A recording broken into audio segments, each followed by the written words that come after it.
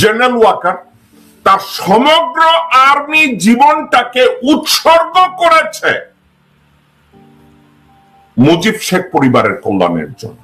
মুজিব শেখের পরিবারের সাথে কোনোভাবে যুক্ত এমন পরিবারের মেয়েকে যারা বিয়ে করেছে, ওই পুরুষগুলো একটা জীবন্ত লাশ। তারা তার জীবন্ত লাশ হয়ে হেঁটে বেড়াচ্ছে, বয়ে বেড়াচ্ছে।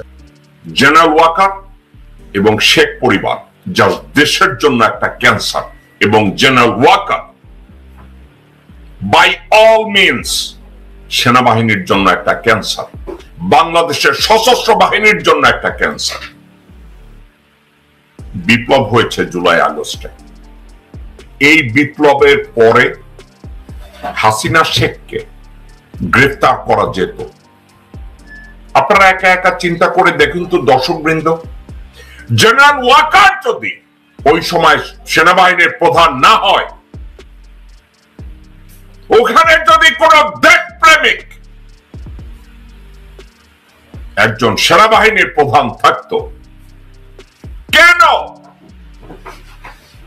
বাংলাদেশের বিমান বাহিনীর একটা হেলিকপ্টারে ব্যবহার করে 14টা ব্রিফকেস বোঝাই করে আমেরিকান ডলারে ডায়মন্ড গোল্ড সহ তাকে কেন ভারতে নায়রি পাঠানো হয়, এবং এই নায়রি পাঠানোর ব্যবস্থা করেছে জেনারেল ওয়াকার, এবং এর জন্য সমানভাবে বিমান বাহিনীর প্রধান জড়িত।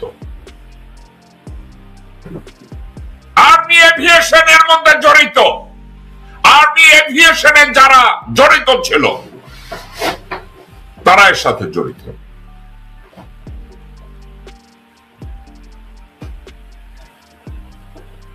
বিমান বাহিনীর প্রধানকে ব্যাপারে অ্যাকাউন্টেবল করা উচিত, এবং বিমান বাহিনীর প্রধানকে এ ব্যাপারে জবাবদিহির আওতায় তাকে আনতে হবে। এই কুত্তার বাচ্চাকেও ওয়াকারের সাথে উলঙ্গ করে এর জবাবদিহিতা চাওয়া হবে। দর্শকবৃন্দ, হাসিনা তো গেছে, তাকে পালাতে সাহায্য করেছে from day one. Waker target করেছিল, আপনাদেরকে প্রায় বলি, বাংলাদেশে যুগে যুগে দু একজন মানুষকে ভারত পপুলার বানায়। কেন পপুলার বানায় জানেন তো? একটা কারণে, তাকে ব্যবহার করবে। ভারত যাদেরকে পপুলার বানায় তাদের সিম্বল আপনারা অতি সহজে দেখতে পারেন। তাকিয়ে দেখেন, আসিফ নজরুলকে তারা পপুলার বানিয়েছে। চিন্তা করেন তো, হাসিনা সরকার বিরোধী সামান্য কথা বললে তাকে গ্রেফতার করে,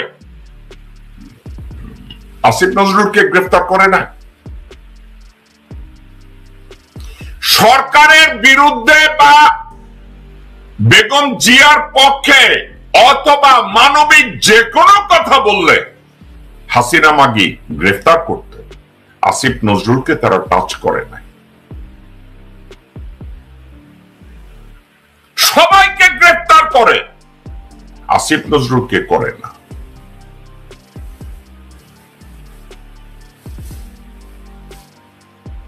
সবাই গ্রেফতার হয়, সবার বাসায় হামলা হয়, সবাইকে রাস্তায় লাঠি পেটা করে, আসিফ নজরুলকে করে না। জনপ্রিয় করেছে, গ্রহণযোগ্য করেছে, এবং টার্গেট করে সবকিছু গোছানো হয়েছিল।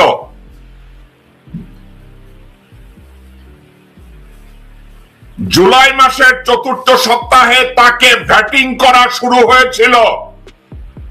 দর্শকবৃন্দ, ভ্যাটিং অর্থাৎ তাকে তৈরি করা হচ্ছিল, সে প্রধান উপদেষ্টার দায়িত্ব নেবে আসিফ নজরুল।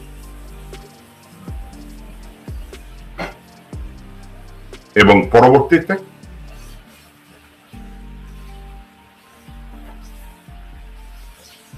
ডক্টর মোহাম্মদ ইউনূসকে আজ আপনারা সবাই জানেন, দর্শকবৃন্দ, আজ আপনারা সবাই জানেন, এ কথার কোনো বিতর্ক নাই।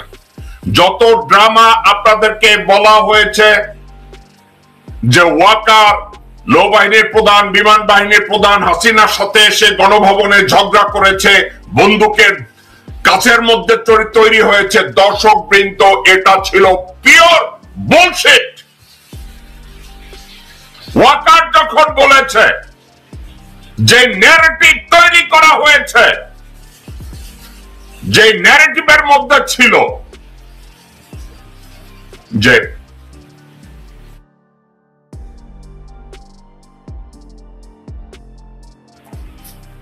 ওয়াকার নাকি ঝগড়া করেছে, জয়ের সাথে কথা বলেছে, অমুকের সাথে পালিয়ে যাওয়ার জন্য ঝগড়া হয়েছে, বিমান বাহিনী নৌবাহিনীর প্রধান এসছে। আমি ডে ওয়ান থেকে বলেছি এগুলো ছিল বানোয়াট কথাবার্তা, সলিড বানোয়াট কথাবার্তা, দর্শকবৃন্দ, সলিড বানোয়াট কথাবার্তা।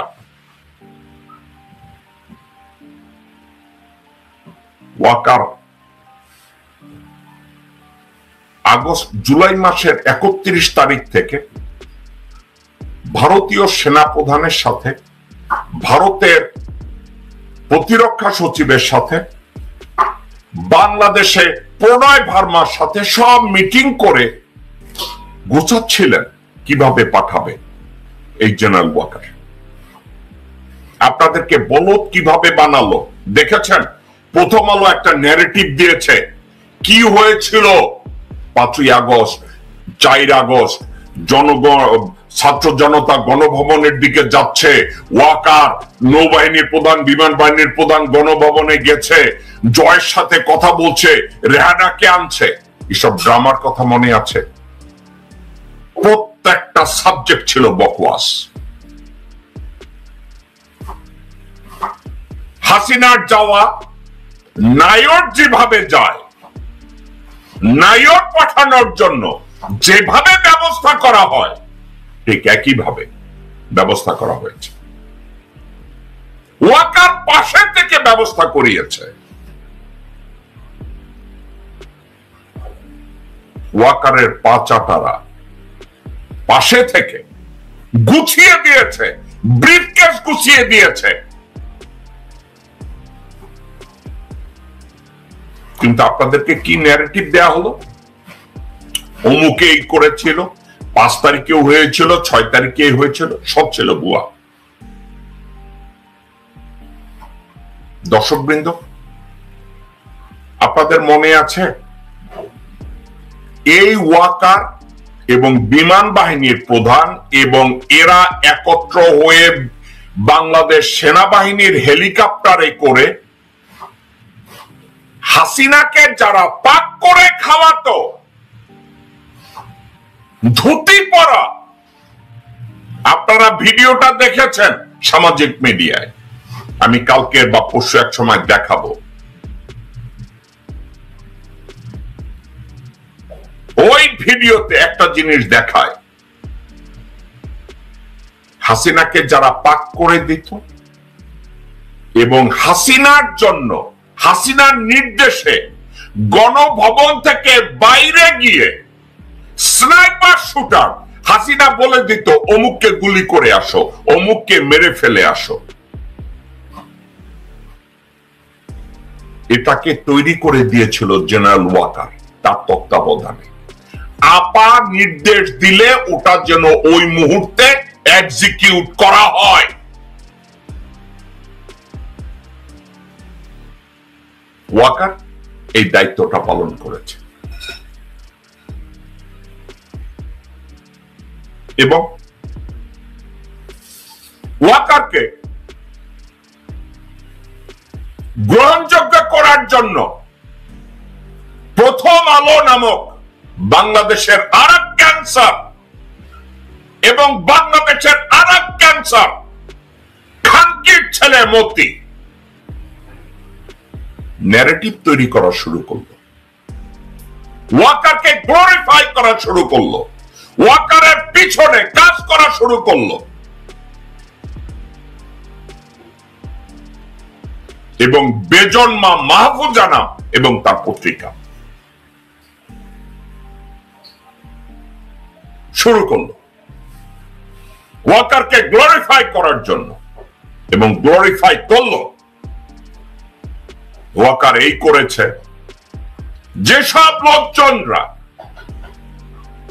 যেসব ইউটিউবাররা, যেসব অনলাইন অ্যাক্টিভিস্টরা বেজন্মার মতো জেনারেল ওয়াকারকে আজও গ্লোরিফাই করছে, ওদের জন্মের ঠিক নাই। ওরা বাংলাদেশী না, ওরা বাংলাদেশের দুশ্মন।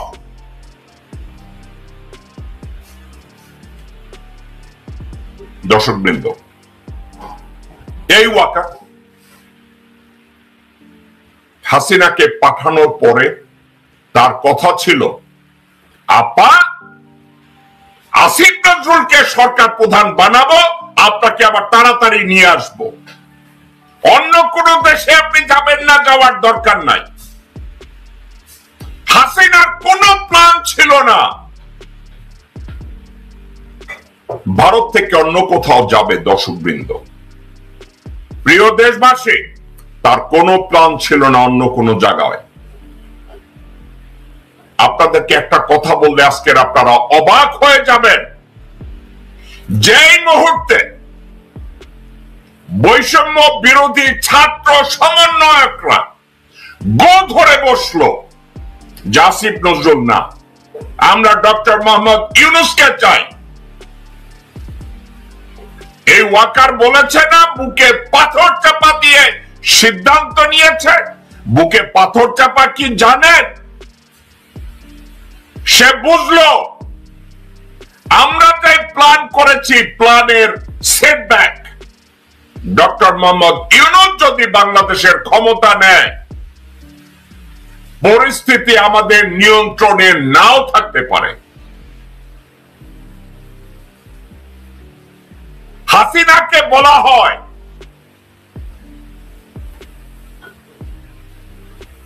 আপা আমরা তো আসিফ নজরুলকে চাইছিলাম, আমাদের চাকর আসিফ নজরুল, আমাদের একটা চাকর জাফর ইকবাল যেভাবে শাহজালাল বিশ্ববিদ্যালয়ে চাকর বানাইছিলাম, ঢাকা বিশ্ববিদ্যালয়ের নতুন চাকর পাওয়া গেছি, জাফর ইকবালের আত্মীয়। এই মাদার ফাকারকে আই এম সরি এই সন অফ এ বিচকে মুজিব শেখের পরিবারের কল্যাণে ব্যবহার করা হবে।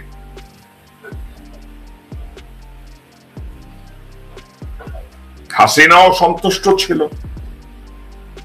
আসিফ নজরুল যদি চিন্তা করে দেখেছেন আল্লাহ বাংলাদেশকে কিভাবে রক্ষা করেছে, চিন্তা করে দেখেছেন আসিফ নজরুলকে যদি ডক্টর মোহাম্মদ ইউনূসের জায়গায় বসানো হতো প্রধান উপদেষ্টা, আজকে বাংলাদেশ কোথায় যেত?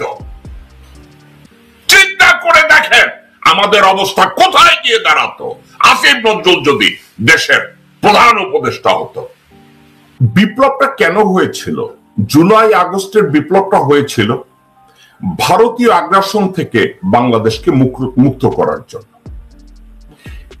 আওয়ামী লীগ বা মুজিব শেখের পরিবার ছিল সেকেন্ডারি, কারণ মুজিব শেখ এবং হাসিনা শেখ এবং রেহানা শেখ এবং আওয়ামী লীগ এটাকে ভারত একটা টুলস হিসাবে ব্যবহার করেছে বাংলাদেশকে ধ্বংস করার জন্য।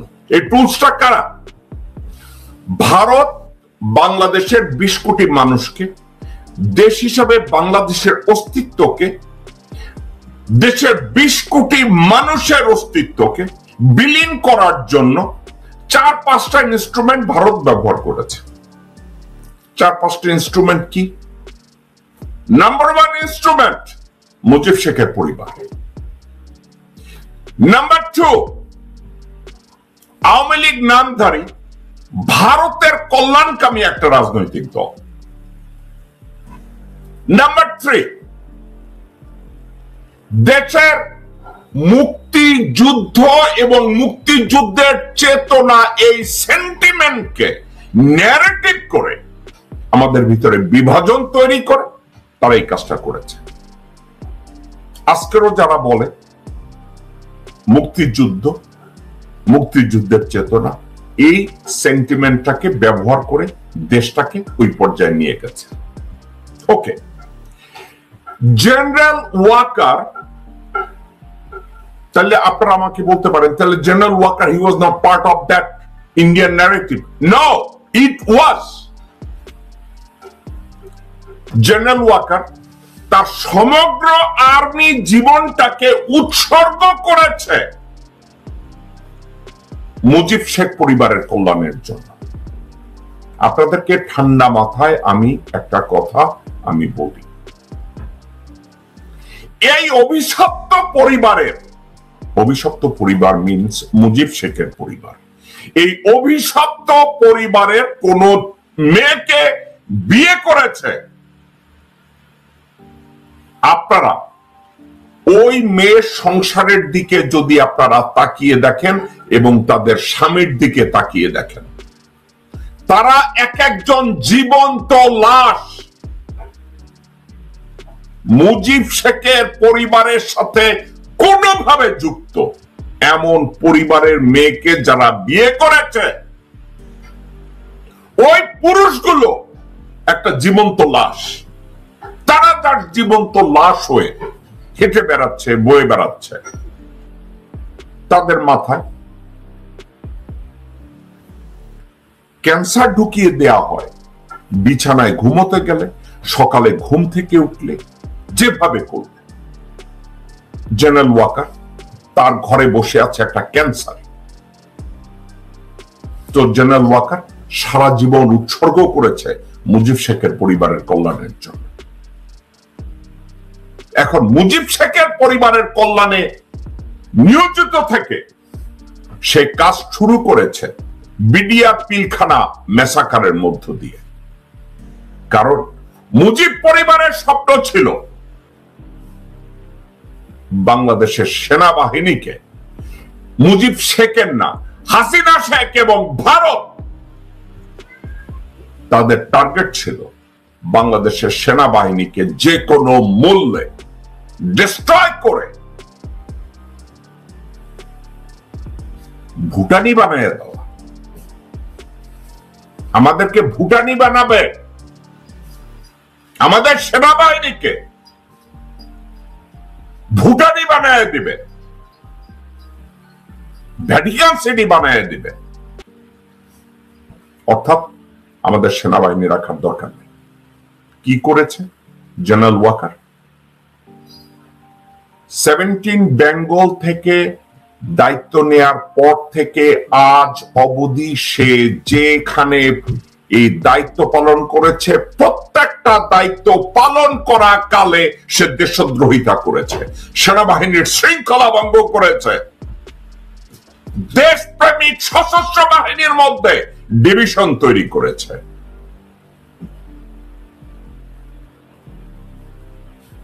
57 জন অফিসারকে বিডিআর পিলখানায় হত্যার সাথে general Waker he played an important role.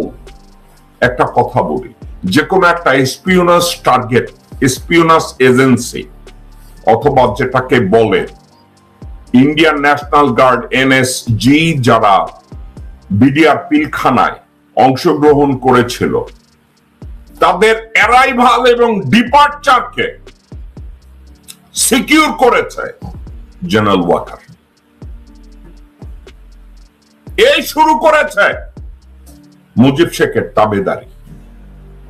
সেই তাবেদারি থেকে আজ পর্যন্ত সে বেরোতে পারে নাই। 2 টাকার এক ক্যাপ্টেনকে 2 দিনে মেজর বানিয়ে 17 বেঙ্গলের কমান্ড দেওয়া হয় এবং ইচ্ছা করে ওই 17 বেঙ্গলে কোন সিও পোস্টিং দেওয়া হয় নাই, যাতে ওয়াকারকে কারো অধীনে চাকরি করতে না হয়। সেই থেকে বিডিআর পিলখানার হত্যাকাণ্ডের অংশ হিসাবে, সঠিক দায়িত্ব পালনের পুরস্কার হিসাবে মেজর থেকে পারে তো ক্রেন দিয়ে টেনে তাকে ব্রিগেডিয়ার জেনারেল বানিয়ে কি করা হয় 46 স্বতন্ত্র পদাতিক ব্রিগেড কমান্ডারের দায়িত্ব দিয়েছিল হাসিনা শেখ।